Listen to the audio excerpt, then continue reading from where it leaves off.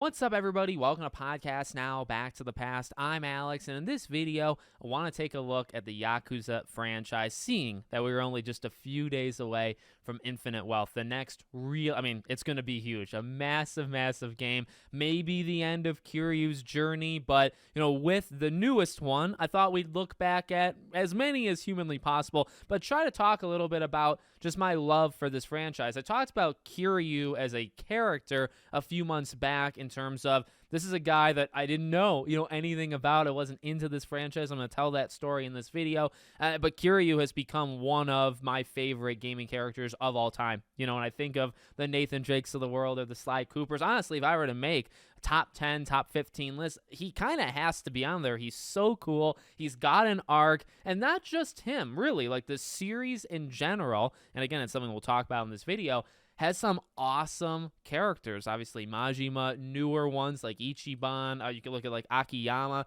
There's so many of them just sprinkled throughout the franchise, and so many of these games are good. I have my problems with like Yakuza 3, and 4 and 5 are a little messy here and there as well, but they're not terrible. Like none of them. There's not a bad game, at least that I have played. Right now, I've missed out still. I haven't played Ishin, and I haven't played Judgment and Lost Judgment. And the is it Dead Souls, I think, the zombie spinoff. That one is regarded as the worst one. I'm going to play it one day, and maybe even hopefully this year, but not yet. I haven't played it yet. But all the games I've played, I've really, really enjoyed, and they've gotten me in. I've become a huge, huge fan of this franchise, and as I've said so many times, I won't linger too much on it. In the last 11 months, back in February when I started this channel about a year ago, I was looking for games to go into, and I thought, all right, well, let's do some franchises that I've also never played, right? A lot of these games I cover on the channel, I'm replaying. All right, I've played, back in the day, and I have an opinion on it, and we'll see if it kind of continues. But I thought, all right, let's do something different. So I started with Yakuza 0. Always was told how, number one, good the franchise is. Knew about, there's always new games coming out. There's so many games, and again, often looked at really, really well. And Infinite Wealth, like there's more coming, right? So I thought, all right, let's do it. Let's try a brand new franchise. I've heard so many good things, so let's do Yakuza 0. And it is the place to start, I believe. It is, in my opinion, the best game in the franchise. Once I play every game in the franchise, I do want to do a ranking, but I did just spoil that, and I'm okay with that. And I'm also very certain that 0 is the best one. It gets you into the franchise, and it does a phenomenal job. Obviously, being, the starting point of the franchise in terms of timeline-wise, but obviously when they come out, right, Yakuza 0 kind of gave this series a new life. And there's been many people that have done just full-on videos on Yakuza 0. And I did too. But in terms of the history of it, this game really propelled Yakuza to a whole new, level, especially in the West, right? Western audiences. This was the game where it's like, oh, we need to start paying attention, because many of the Yakuza games had already come out, and then you hit us with the Kiwamis of the world, and again, somebody like me then has to go back, right? Let's go back to 3 and 4 and 5, and obviously they haven't maybe aged as well, because you got some of the remakes, you got a brand new game in 0, and then obviously you get to Like a Dragon and the rebranding, right, of it. But like I said, character-wise, very strong, and that is an element that I love, and I've talked about it before, why I play these games, especially having played so many of them just in the last year. So I played 0, but I've played at this point now 9, I think, of these games, because I played 1 through 7, 0, and then I played The Man Who Erased His Name. So 9 of these games in the span of maybe 10, 11 months. And the thing that always gets me back is the world, the characters, and the story. The combat is always like rock solid. I don't think it's ever spectacular. I actually really like the turn-based combat of 7. I can understand, like, it's a take it or leave it thing, right? You either like it or you don't. And honestly, even it's repetitive, the fighting style of all of the other Yakuza games, you either like that stuff or you don't like it. But as I've played so many of these games so close together, I found myself, all right, I'm not going to spend 60, 70 hours in each of them. I'm not going to do every side thing there is to do. Notoriously, I guess in a good way, actually, they pack dozens and dozens and dozens of hours of content in all of their games. They put games within games. So 7 with the business management. You got go-kart, and baseball is actually quite heavy in a lot of these games. They have like full-fledged challenges and all that stuff for baseball kind of things. These games are huge. And now, those are all great elements of it. I think if you just take it in stride, you pick a game, you say, I'm going to 100% it, you can lose yourself. And there's just so much content to any of them. And then obviously if you play all of them, that'd be quite a bit. But the thing that I did as the year went on is, okay, well, I can't do it. I literally can't do it. So what's the reason why I'm doing most of these, if not all of them? Let's see what this story is. And it's only then do you realize, like, this is just a very special franchise. I love games and stories that are complex and maybe even outright, like, ridiculous, right? And I think to a couple, this franchise is that.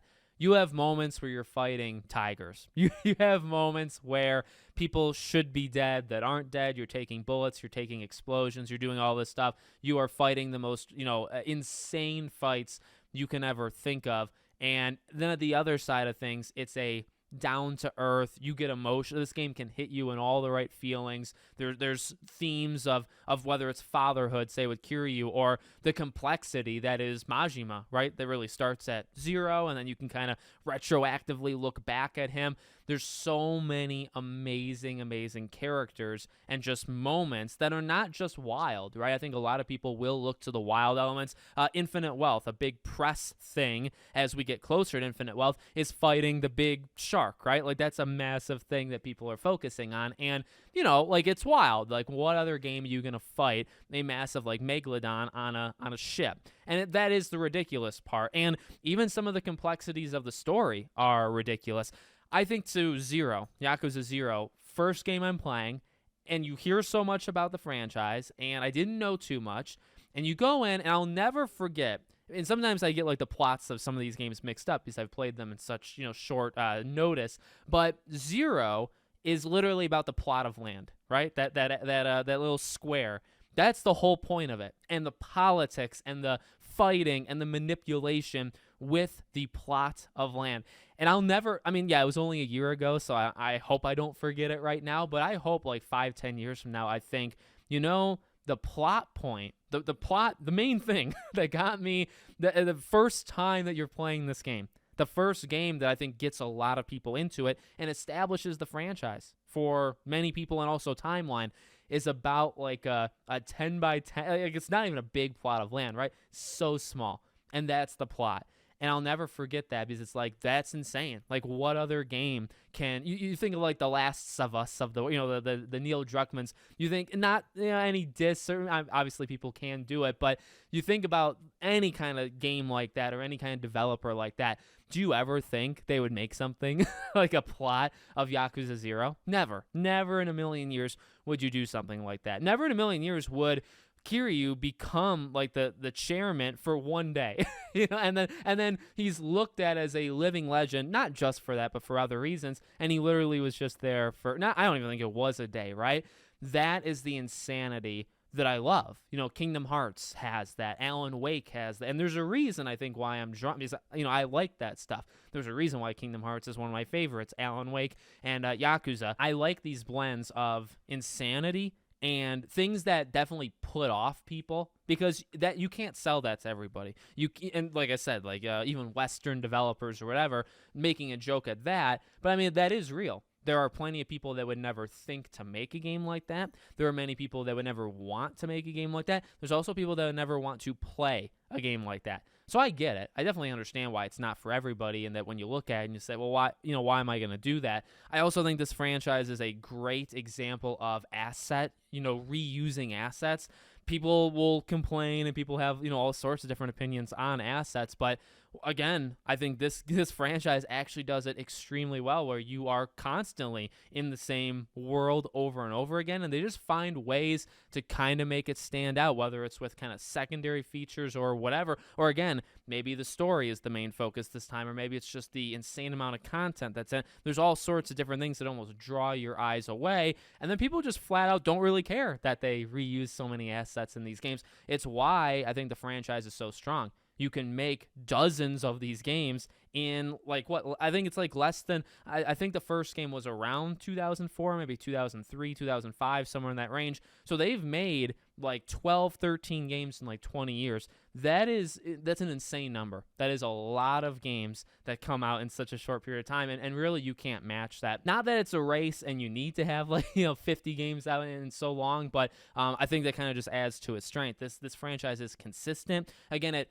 has like uneven entries. I'll always look at 3 as probably being my least favorite. Stranding, or like just putting Kiryu right at the orphanage for so long, really I think upset like the balance of that game. But yet again, the idea of that bond between him and the kids, it's actually pretty powerful, and it comes back many times as the series goes. So they maybe they even needed to do it, changing it up with 4 and then 5 having so many new characters to play. Well, actually 4 having, I believe, 4 and 5 having 5, right?